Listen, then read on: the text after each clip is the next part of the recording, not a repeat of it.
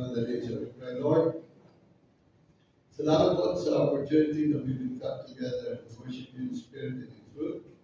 Salamat, Panginoon, sa pagbigay mo sa amin ng gabay sa panglinggo, Panginoon, and those who had sickness before, at pinagaling mo, Panginoon, salamat po.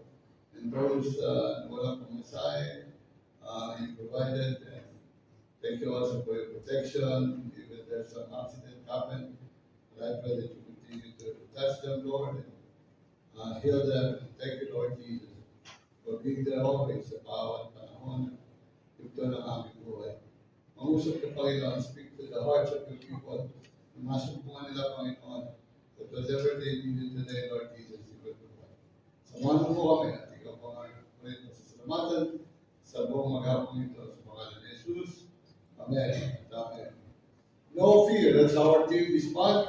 And patuloy natin pag-aaralan yan. Sa review, last Sunday, sabi natin, napakaraming takot ng tao. Diba sabi pa nga natin, the number one fear of people all over the world are yung fear of death.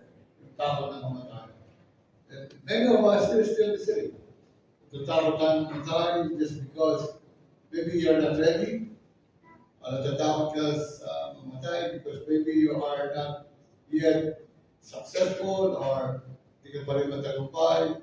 And napakaraming takot na nararamdaman natin. And sabi natin last Sunday, ang isang takot na tinakatakutan ng tao ay ang fear of the future. Yung takot mo sa kinabukasan. Many of us here, I'm sure, kaya kayo gano'n. It's because you don't really know what will happen. And because of that, kaya ka nag-aaral, nag-iipon, nagtrabaho, para magkaroon ka ng proteksyon, magkaroon ka ng tinatawag na retirement or whatever your future activities ay masusumpuan mo at ikaw ay mapapakain.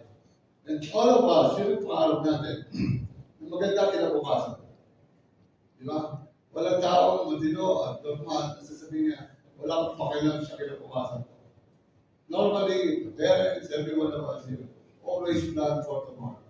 And that is why sabi natin, hindi tayo dapat natatakot sa kinabukasan because ang may hawak ng kinabukasan na yung Diyos.